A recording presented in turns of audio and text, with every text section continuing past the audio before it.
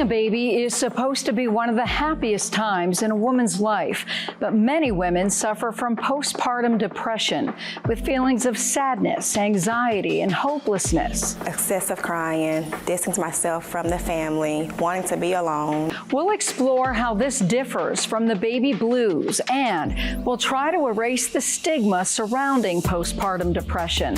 Plus, we want women to know there is hope available, including the first oral pill approved to treat PPD, but why you may not be able to get your hands on it. The trouble is that they're extremely cost prohibitive, and most insurances, especially here in Louisiana, are not covering it. It's all straight ahead on this week's edition of Prescription for Life.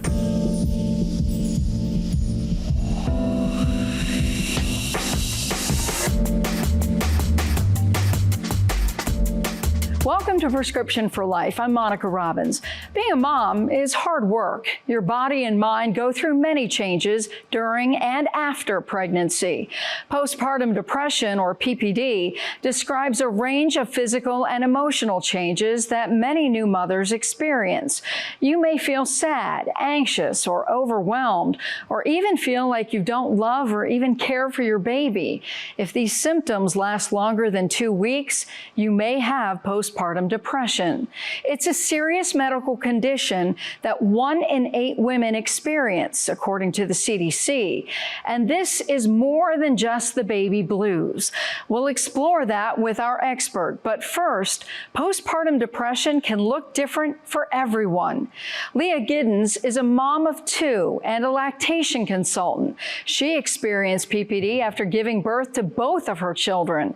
For her, in the beginning, motherhood wasn't easy. With my postpartum depression experience, it was very different with both of my children. I felt like I was in a pit that I couldn't get out of. The Georgia mom said it's important for women to have a plan for after the baby comes. How are you going to feed yourself? How are you going to eat? Who's going to hold the baby, if need be, while you take a shower? There is medication and counseling available for new moms. PPD can be different for everyone, especially for women of color. Faith Woodard talked with a woman who experienced changes within herself, not realizing those changes were signs of depression. Try being a mom of 5 who just completed nursing school and is also running her own business. The process is kind of long, and it's not just wax and wick in there you go. It has to be like chemistry in there. Pouring ingredients into these containers is how Nikayla Jones makes her candles, and she says business is booming. My favorite will be the pineapple sage. 10 out of 10. But what you don't know, starting this candle business and creating something that brought her peace and joy helped bring Jones out of postpartum depression. Excessive crying, distancing myself from the family, wanting to be alone. Jones says at first she didn't even realize her symptoms were a form of mental illness. The lack of sleep, the lack of eating, the lack of concentration.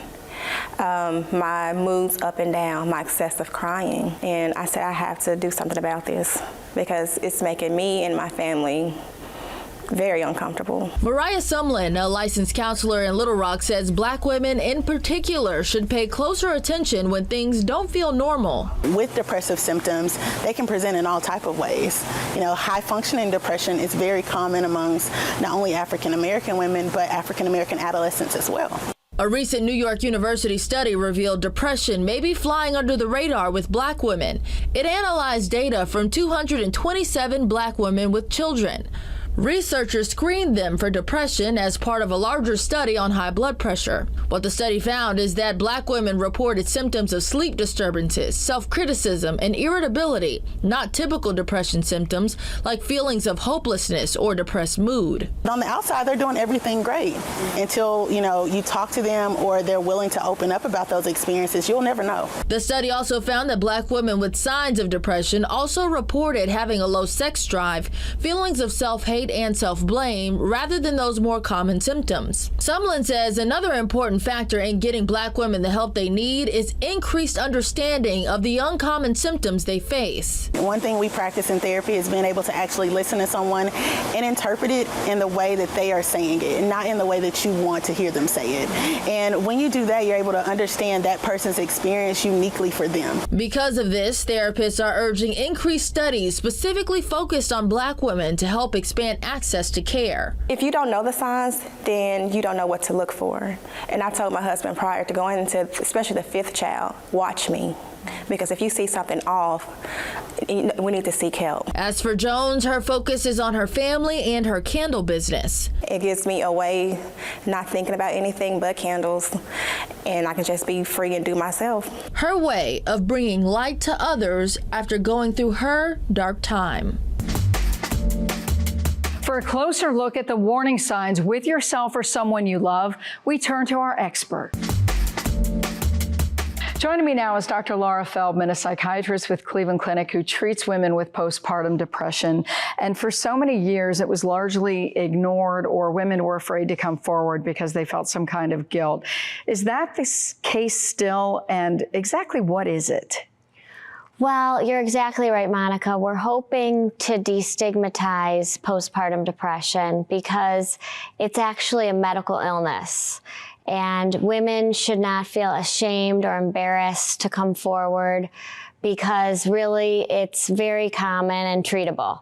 Is it something that if a woman already deals with some form of depression or anxiety, they're more likely to develop this? It's basically a major depressive episode that occurs after a woman gives birth, and it can actually develop in the 3rd trimester.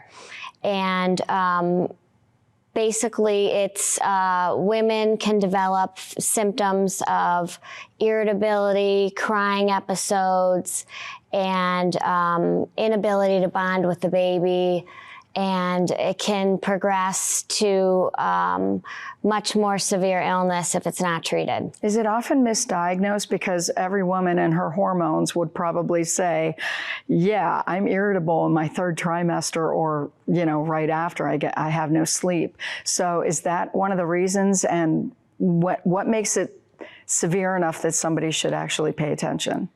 Well, about 85% of women experience the postpartum blues, which can last up to 2 weeks. And women can develop irritability, crying spells, feeling overly emotional, and they may have trouble with sleep. But when the symptoms persist beyond 2 weeks, then you want to seek medical attention because we're going to be screening for postpartum depression after that, when it starts to really impair a woman's functioning and ability to take care of the baby and herself. So what's typical treatment? The typical treatment for postpartum depression traditionally has been antidepressants, which have been safe. There's many that are safe with pregnancy and postpartum, and safe with breastfeeding. So what about the new drug that just came out, the FDA-approved drug? How common is it that you would prescribe that? So zuranolone is thought to be a game changer, and basically it's a novel mechanism, unique, distinct from the other methods we've had to treat postpartum depression, and it's really been rapidly effective for women that have more moderate to severe postpartum depression. How does it work? How's it administered? Zuranolone is an oral, the first oral medication that's been FDA approved to treat postpartum depression. And before zuranolone, we had brexanolone, which was an IV form of the medication, which you had to come into the hospital for 3 days. And so now that we have this oral medication, which is FDA approved, it's going to be a game changer for women because it's so rapidly effective, and it can be taken at home. From your perspective, we've seen a rise in maternal and infant mortality. Is postpartum depression, does it play any role in that? When it gets severe and it's left untreated, women can develop suicidal thoughts or thoughts of harming the baby even. So it's important to identify and treat it and be pretty aggressive with treatment. And we've developed screening protocols for women to have throughout the pregnancy and postpartum so we can identify it early and treat it. Is there a known cause for it? Well, hormonal shifts are one of the main causes, and the drug zuranolone is thought to reset the hormonal shifts and bring it back to normal. And it's actually within 3 days that a woman can start to feel much better. And it's an oral treatment that lasts 14 days. So is there any particular group that's more susceptible? Women that have had a history of anxiety or depression, particularly those that go off of their medication during pregnancy, are more susceptible. Women that have had a history of postpartum depression, or those that have had a difficult pregnancy or difficult delivery, women that have had exposure to domestic violence or have limited support are more likely to develop postpartum depression. What about partners? What, fathers? What can they do, or what should they be looking for?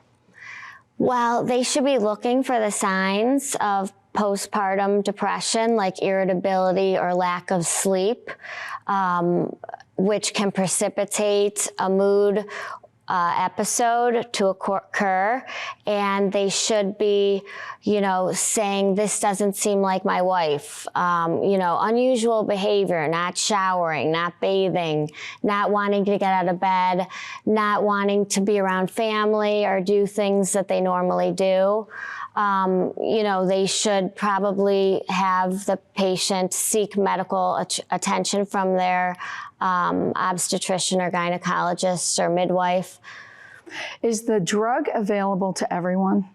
Unfortunately, it's not. And we're hoping that the medication will be covered, like the drug brexanolone was covered by Medicaid and most insurances fully covered. And when it wasn't covered, the drug company Sage helped cover the costs. So if a woman can't get access to that medication or even the brexanolone medication, what options do they have?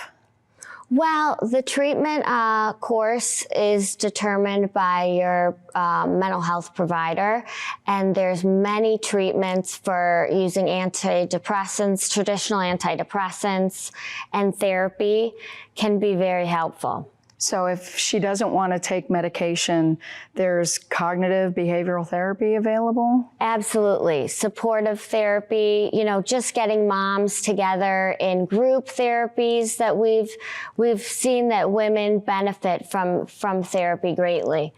Does postpartum depression have any impact on kids as they grow up? Or if it's a girl, is she more likely to have it with her own child? Well, it definitely is genetic, and moms that have family members that have had a history, a sister or a mother, are definitely more likely to have a postpartum depression. And the reason why we want to treat postpartum depression is because it can affect the infant-maternal bond, which can affect child's development later on, and in a negative way if it's not treated. So your final thoughts, what do you want women to know? I want them to know that it's a medical condition that's very treatable, and they shouldn't feel ashamed or embarrassed about having these symptoms. Dr. Feldman, thank you so much for your insight. I think a lot of women are going to find a lot of peace hearing that there is hope. Thank you. Thank you, Monica. PPD can severely disrupt a person's ability to function. You heard some of the treatments that are available. Now to our TV station in New Orleans, where Meg Ferris takes a closer look and what you need to discuss with your doctor. Studies are suggesting that natural hormone fluctuations are what trigger postpartum depression in women who are sensitive to the changes. During pregnancy, our estrogen levels and progesterone levels are at an all-time high. And right before delivery, estrogen levels drop. And then right after delivery, progesterone levels significantly drop down to menopausal levels. Oxnard OBGYN Dr. Robin Bones says those female hormones are tied to your brain chemicals called neurotransmitters. So when those levels are low, women have a heightened anxiety. They have more depression. They're more edgy and irritable. We see this also in postpartum patients as well as postmenopausal patients. So in the last few years, a progesterone derivative came out. Brexanolone works fast, but it's by IV with 3 days in the hospital, costing as much as $34,000. Then just a few months ago, the pill version, Zuranolone, came out. You take it at home once a day for 2 weeks, but this can cost $16,000. Both work and fast within a couple of days, returning brain chemistry back to normal. The trouble is that they're extremely cost prohibitive, and most insurances, especially here in Louisiana, are not covering it. And oftentimes, even if they do cover it, they want you to try an SSRI first. Those SSRIs are depression medications like Prozac and Zoloft. Doctors use them off-label to treat postpartum depression. Problem is they may take many weeks to work. There are some doctors who, off-label, use very inexpensive regular progesterone pills like postmenopausal women use to help women with postpartum depression. Dr. Bones says the bottom line is don't suffer alone. I think the important thing is for women to talk to their physician about their options. I also think it's very important if a patient does have postpartum depression is to talk to the insurance company. Meg Farris, WWL, Louisiana. What we learned today is that postpartum depression can be different for everyone, and it's important to talk with your loved ones, your doctor or pediatrician about what you're feeling. You do not have to do this alone, and you certainly are not alone in feeling the way you do. If you're experiencing any kind of mental health issue, call or text 988 for the Suicide and Crisis Lifeline. That'll do it for this week's edition of Prescription for Life. Thank you so much for watching. We'll be back next week with another dose. Until then, I'm Monica Robbins, wishing you and yours good health.